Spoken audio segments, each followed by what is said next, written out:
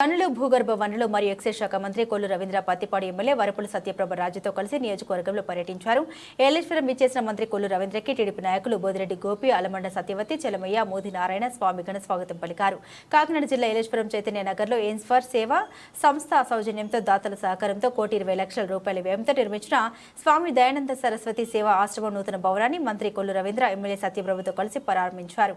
స్వామి శైర్యానంద Saraswati అధ్యక్షన స్థలదాతల్ని, building donors ని మంత్రి Ravindra MLA Satyaprabha ఘనంగా సన్మానించారు. ఈ సందర్భంగా మంత్రి కొల్లు రవీంద్ర మీడియాతో మాట్లాడారు. ఈ కార్యక్రమంలో నాయకులు మీసాల రాజు, వరపుల సమ్మయ్య, బాబు, సింగిలిదేవి సత్యరాజు, గొల్లపల్లి బుజ్జు, చిక్కల లక్ష్మణరావు, జ్యోతుల పెద్దబాబు, పలివెల శ్రీనివాస్, బస్సా ప్రసాద్, బుద్ధ ఈశ్వరరావు, యాళ్ల జగదీష్, జిగిటాపు సూరిబాబు తదితరులు పాల్గొన్నారు. ఏలేశ్వరంలో దయానంద సరస్వతి గారి ఆశ్రమాల్లో భాగంగా స్థైర్యానంద స్వామీజీ వారు ఆంధ్ర రాష్ట్రంలో అనాథ బిడ్డల కోసం బాగా అత్యంత వెనకబడినటువంటి కుటుంబాన్ని పైకి తీసుకురావాలనే ఉద్దేశంతో హాస్టల్స్ నిర్మిస్తూ దాదాపు దేశం మొత్తం 101 హాస్టల్స్ నిర్మాణం చేశారు.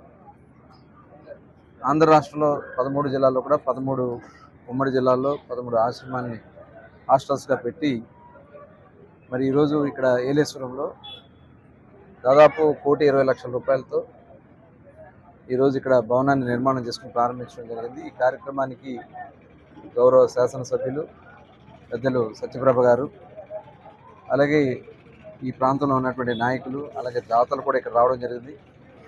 ఇవాళ ఏ దేశం వెళ్ళినా ఎక్కడున్నా మన సంస్కృతి సాంప్రదాయాలను కాపాడుతూ ఇంకా అట్టడుగు స్థాయిలో ఉన్నటువంటి వర్గాలను కూడా పైకి తీసుకురావాలనే ఆశయంతో ముందుకు వచ్చిన దాతలను కూడా మనస్ఫూర్తిగా అభినందనలు తెలియజేస్తూ ఉన్నాం.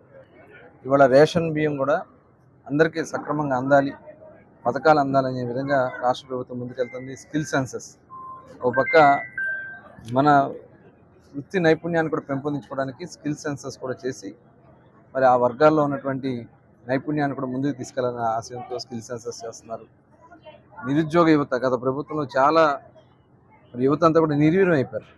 వాళ్ళందరి కోసం కూడా ఇవాళ మెగా డిఎస్సి కండక్ట్ చేసి దాదాపు 16,800 పోస్టులు తీయడానికి ఇవాళ ప్రభుత్వం అన్ని చర్యలు కూడా తీసుకుంటా ఉంది.